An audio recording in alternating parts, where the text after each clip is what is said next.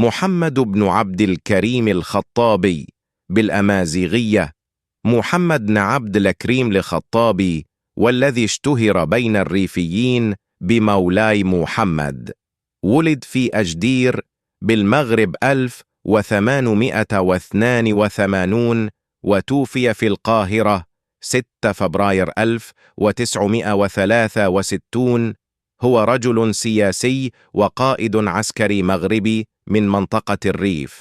كان قائدا للمقاومة الريفية ضد الاستعمارين الإسباني والفرنسي للمغرب بين 1921 و 1926.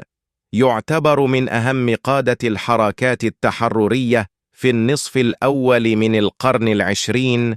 استلهمت سيرته السياسية والعسكرية العديد من الحركات التحررية العالمية من الاستعمار.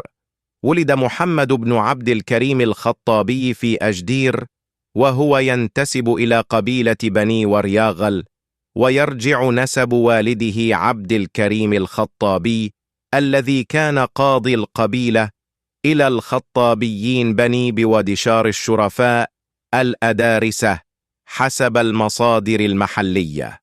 عرفت الأسرة الخطابية بالمكانة العلمية والسياسية لرجالاتها الذين شغلوا مناصب القيادة والقضاء في منطقتي الريف الأوسط والغربي.